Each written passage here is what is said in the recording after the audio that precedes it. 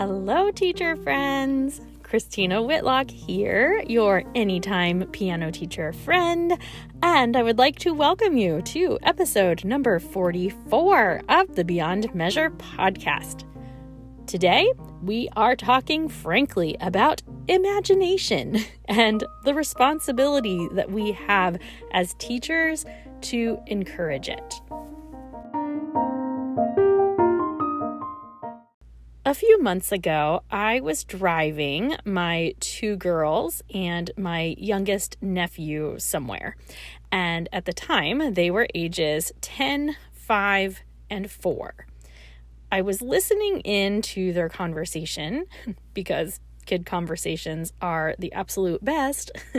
And there came a point when they were debating the pros and cons of playgrounds versus swimming pools. So they were outlining all the reasons they loved swimming pools and all the reasons they loved playgrounds. And then they were trying to decide which one was better. Super cute, like I said. Anyway, one of them then suggested, hey, wouldn't it be great if we could combine the two? Like have an underwater playground that you could play on while you were in the pool. And maybe it would be built so like your head would stay above the water no matter what. And as I listened to them rattle on and on about underwater slides and swings and how much fun those things would be, they then asked me what I thought. My initial reaction, I'm sad to say, was to start telling them the many reasons why an underwater playground will not work. When asked for my opinion, I came very close to just spouting off a list of my concerns. How would you ensure the proper building materials? What about tripping hazards? Like, how many times are you going to stub your toe on an underwater playground, right? All kinds of safety issues. And, you get the idea. But just as I started to voice my very grown-up opinion, it hit me. Why on earth did I need to spoil this for them? Like, why couldn't I just suggest, hey, what about an underground teeter-totter and call it a day? The realization of how quickly I almost dumped my, killjoy realism on this silly little conversation really bothered me. So much so that here I sit recording a podcast episode on that conversation months after the fact. So here's where I'm really struggling.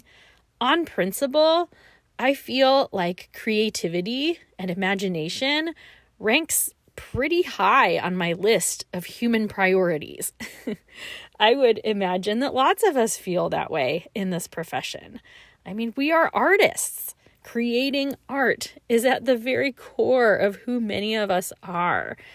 And if you would ask me how important I feel creativity is to the human soul at any age, I would tell you it's a pretty essential element of our experience here on this planet.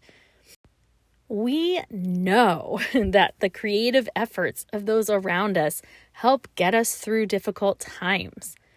We also know that demonstrating the ability to develop creative solutions in the workplace is absolutely one of the most highly sought after qualities in hiring new employees in just about any profession.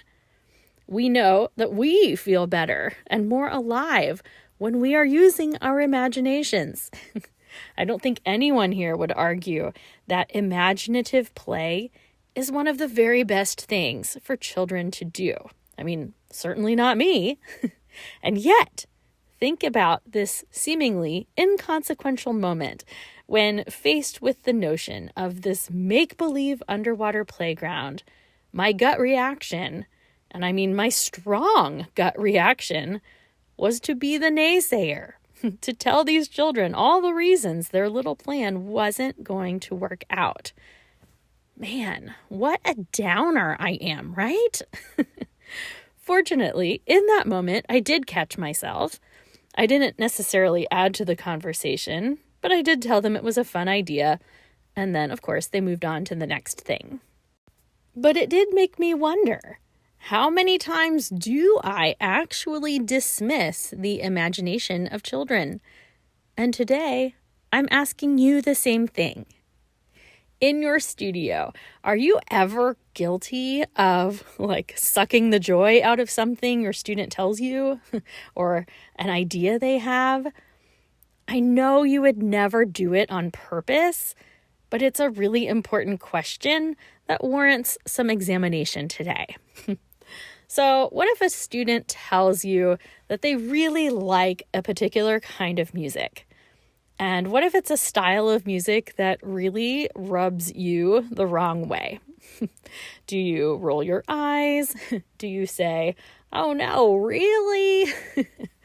Maybe they mention a singer, I use that with air quotes, singer, who basically just speaks sort of kind of on pitch and calls it singing. Maybe it's a group that you think is totally overrated and gets way too much attention. Then again, what if it's, I don't know, Pure Elise, and the elitist inside of you wants to cry at the thought of any of your students thinking that that's as good as it gets. Side note, this is coming from a girl whose childhood self often proclaimed Canon in D to be the be-all end-all of classical repertoire. Thank goodness my teachers did not give up on me. So here's the deal. When you are working with children, and actually I would include adults here as well, nothing they tell you is small. It's all a big deal to them, or they wouldn't bother telling you. And the last thing we want to do is squelch their enthusiasm or their creativity on anything. So, in fact, that's why I've titled this episode, The Relentless Defense of the Imagination. We, as music teachers, are obligated to do everything possible to keep our students dreaming, to keep them imagining, because that's what fuels their ability to create new things and play their instruments with new perspectives. And frankly, if we're not going to do it, then who is? Relentless defense of the imagination, my friends. I don't think it comes as any giant surprise to say that music teachers have a long and storied history of actually squashing the natural creativity that comes with childhood. So, depending on your background, many of us experienced some pretty intense training where we were taught very hard and fast rules of what we could never, ever, ever do, as well as what we just absolutely had to do. Practicing, as we know it, is oftentimes very far removed from what we would consider playing our instrument, right? I used to roll my eyes during my degree studies when friends from other majors would comment things like, "Oh, it must be so great to spend your day playing the piano." I mean, I was working my brains out and felt constantly behind and constantly ill-equipped and all those things. But yes, I was indeed spending my day playing the piano. And here's the thing. Many of us are trying hard to rectify those old school standards by, teaching our students more functional skills like improvisation and composition and chording or whatever it may be. But the truth remains, there are a lot of music teachers who draw some pretty peculiar lines in the sand and warp our art form into anything but a creative one. And this is why we must be relentlessly defensive of the imagination. I'll give you an example. So I have this bright student who a few weeks ago was working out of a Beethoven collection published by Piano Pronto. And she had worked on arrangements of Rage Over a Lost Penny and Fur-Elise. And she told me she wanted to combine these two pieces into a medley. Now, let's think on this.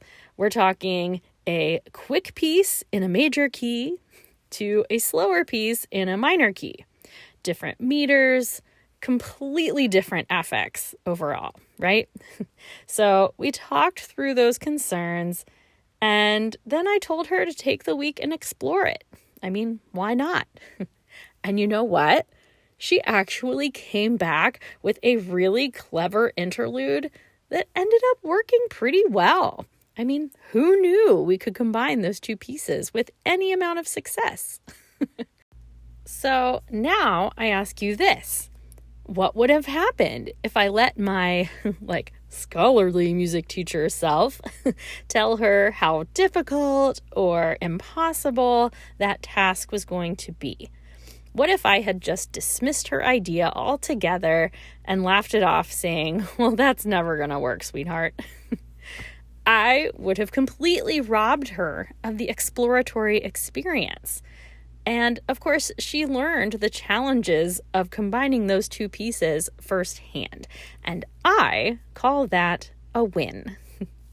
So, the next time a student comes in and wants to tell you a 3-minute story about the worm he saw on the sidewalk yesterday, listen attentively and then ask him, hey, what kind of sound would that worm make if he were crawling on the piano here today? Would he like the high sounds or would he like the low sounds? With that, you've got yourself a motive and you can start a composition project, my friend. And even better, you have validated their worth by placing value on the story they chose to tell you. I'm telling you, relentless defense of imagination. The next time a student brings you an arrangement of video game music that is way too hard and their left hand stands no chance of managing those sweeping arpeggiated bass lines, just say, well, let's just see what we can do to make this more accessible and see what happens if they let the left hand just play the downbeat of every measure. Relentless defense of imagination. The next time a student wants to play the ending of their piece fortissimo rather than the pianissimo that is indicated, let them try it a couple of times. Let them get it out of their system and then do a compare and contrast. Ask them why they think the composer made the choice they did. Relentless defense of imagination. The next time a student comes in and apologizes for not practicing because they had 4 soccer games that week, instead of lecturing them, ask them how the soccer games went. Ask them how they played, how they felt about it. Okay, maybe that one doesn't really have anything to do with imagination and creativity, but it is just decent human interaction. You know, kids are prone to feeling guilty a lot more than you may realize. So letting them know that you support them in all their endeavors will go so much further than trying to guilt them into practicing more. I guess that's a bonus tip for you today. And before I veer too far off track here, let's go ahead and offer up a toast today to the relentless defense of the imagination.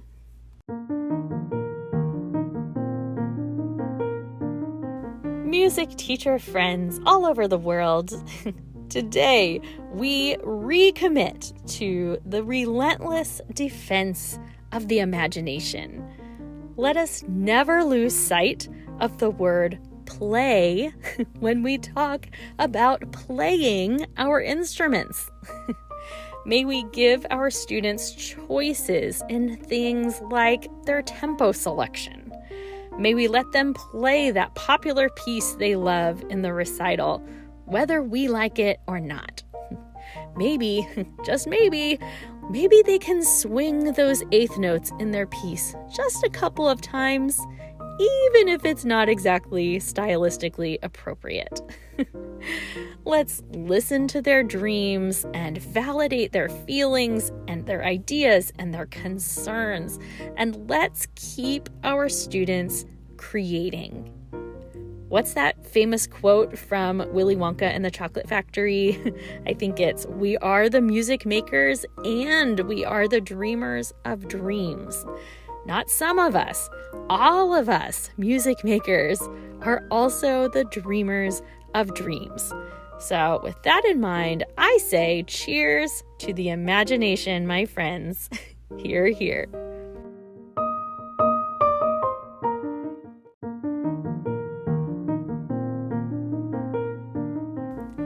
Thank you for listening to episode number 44 of the Beyond Measure podcast.